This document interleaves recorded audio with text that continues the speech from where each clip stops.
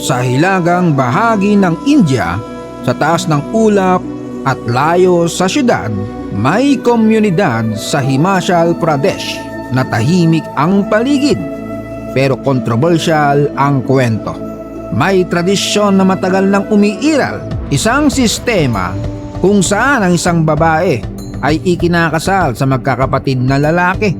Hindi ito urban legend, hindi ito eksperimento. Ito ang Jodidara system.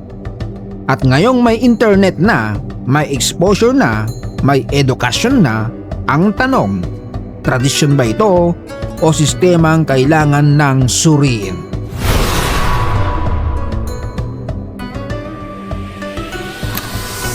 Ang biyahe papunta rito ay hindi para sa mahinang loob.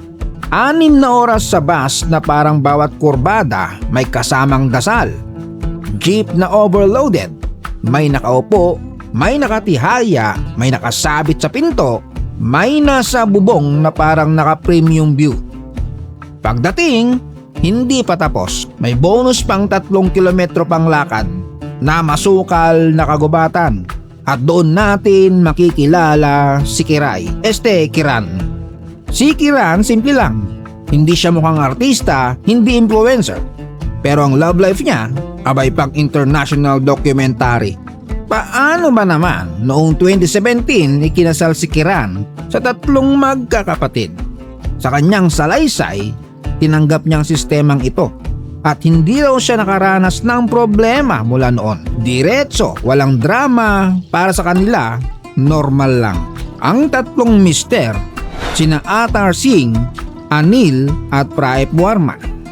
Sa paliwanag ni Atar, kung maghiwalay ang magkakapatid at hatiin ng lupa, magiging napakaliit ng bawat bahagi.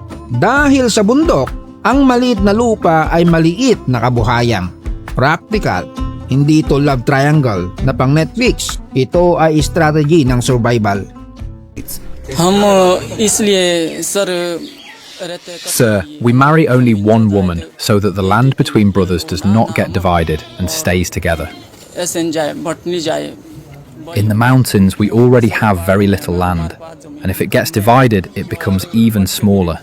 So this is our old tradition. At alam mo bang sa village na ito, hindi lang si Kiran ang ganito ang buhay. Madami sila. Heto pa ang isa na game magpamarites. Kilalanin si Ratane Devi. Halos 35 years na siyang kasal sa 2 magkapatid. At ang punto niya, pinanatili niya magkasama ang magkapatid upang buo ang pamilya at hindi mahati ang lupa. Sa pananaw nila, ang sistemang ito ay hindi immoral. Ito ay mekanismo laban sa kahirapan. Sa madaling salita, hindi lang ito tungkol sa relasyon. Ito ay tungkol sa pamilya, ari-arian at kinabukasan. Sa bundok, ang lupa ay buhay. Kapag naubos ang lupa, ubos ang kabuhayan. Pero syempre, marami ang nakikimarites. Marami ang nagtatanong kung pinipilit ba ang babae. Ayon sa isang matandang leader ng komunidad, ang pamilya ng lalaki ang nagpo-propose. Tatanungin ng babae kung pumapayag siyang pakasalan ang 2 magkapatid. Importante ang consent, walang sapilitan. Ngayon, syempre iba ang lente ng city life. Pero sa komunidad nila, malinaw. May pagtatanong, may pagpayag. Hindi ito dinukot, hindi ito arrange na walang boses. May proseso. Sa isa pang salaysay, mula sa isang babae na sa ganitong marriage, wala raw silang seryosong alitan. May kanya-kanyang papel ang bawat asawa. Isa ang mas madalas sa bahay, isa ang natatrabaho sa lungsod ng Solan. At sabay nilang pinapalaki at pinapaaral ang mga bata. Sa loob ng bahay may sistema, may schedule ang bembang, may respeto at may tahimik na kasunduan. Pero syempre may problema. Habang tumatagal, ang mga anak nila na nag-aaral sa lungsod, doon may culture shock. Sabi ng isang kabataan mula sa tribo, sa school isang tatay lang ang nakalagay sa pangalan nila. Kaya syempre may mga nagko-comment tungkol sa pamilya nila na marami ang tatay. Ibig sabihin, kapag bumaba ka ng bundok, ibang mundo ang haharap sa'yo. May judgment, May tanong, may minsang pangungutya. Pero sa loob ng village, normal lang sila. Ang Himalaya sa hindi madaling tirahan, matatarik ang lupa, limitado ang sakahan, malayo ang merkado. Sa ganitong kalagayan, ang paghati ng lupa sa bawat anak ay maaaring magdulot ng kahinaan sa bawat pamilya. Kaya nabuo ang Jodidara bilang kolektibong depensa laban sa kahirapan. Hindi ito kwentong romansa, ito ay kwentong survival. At ang sagot ni Kiran sa mga basher, kung may maruming isip ang iba, magsasalita sila ng negatibo, ito ang kultura namin. Kung hindi mo ma-appreciate, huwag mo nalang husgahan. Mic drop. Simple, walang sermon, walang debate. Pero ngayon, may kalsada na, may signal na, may edukasyon na sa lungsod.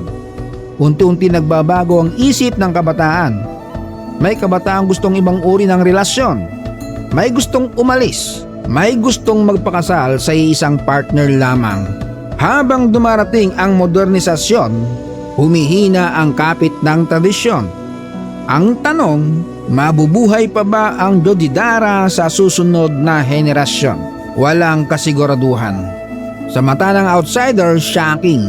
Sa mata ng global culture, controversial. Pero para kay Kiran at sa pamilya niya, ito ay simpleng bahay. Hindi sila reality show, hindi sila eksperimento. Sila ay produkto ng bundok, ng lupa, ng pangangailangan. At marahil, ang pinakamalaking tanong ay hindi kung tama o mali ang kanilang sistema, kundi kung handa ba tayong unawain ang mga kulturang hindi natin kinalakihan. Dahil minsan, ang bagay na mukhang kakaiba sa malayo ay simpleng normal lang kapag ikaw mismo ang nakatira doon. At kung gusto mo pa ng ganitong mga kwento, like, share at mag-subscribe.